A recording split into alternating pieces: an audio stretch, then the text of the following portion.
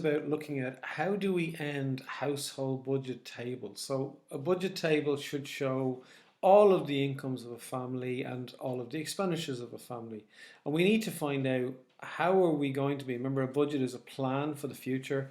So we need to find out what financial position will we be in if we decide to stick to this particular budget that we've come together with. So how it works is we look at over the period of 3 months, we look at a month by month basis, and we look at an overall total for the 3 months.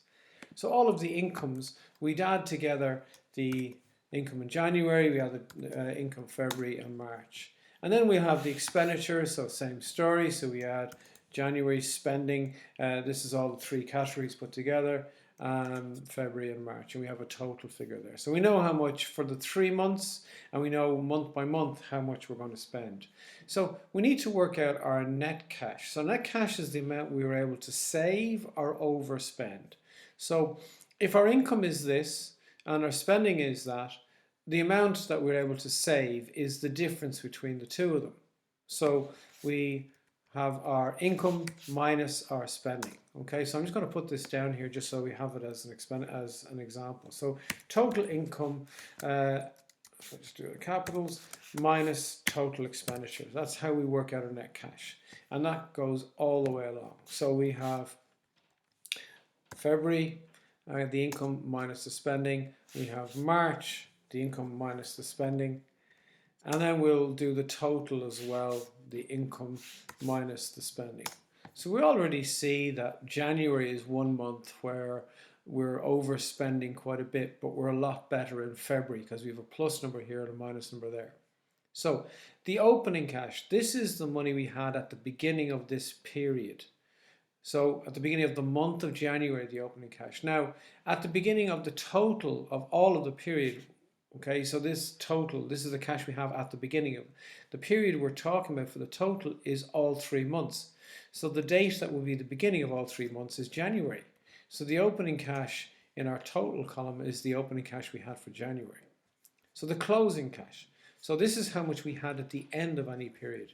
Well, the closing cash would be the opening cash, and then we'll add to that our net cash.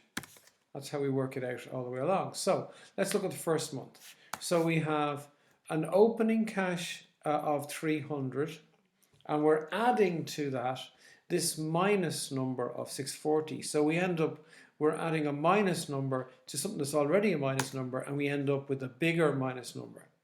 Now that opening cash, or that closing cash for 1 month, becomes the opening cash for the next month. And then we'll do the same as we did before. Opening cash plus net cash gives us closing cash. So we started with minus 940, and we add on to that the 870 we were able to save this month, and we end up 70 euro in debt. Okay, so we owe 70 euro. And then we'll do the same thing we did before. The opening cash for March is the closing cash for the previous month, and the closing cash then for March is going to be the opening cash for March plus its net cash. So the opening cash was a minus 70, and we're going to add to that, the closing for the first month is the opening for the next month. So the the closing cash then for March is going to be what we started off with at the beginning of March, which is the leftover from February, plus what we were able to save this month. So we end up at the end of the third month, we end up with a closing cash of 30. Now, in the total, we for all the 3 months together, we started off at the beginning of the first month with the minus 300 we had there. We brought that over here, and that became the opening cash for our total.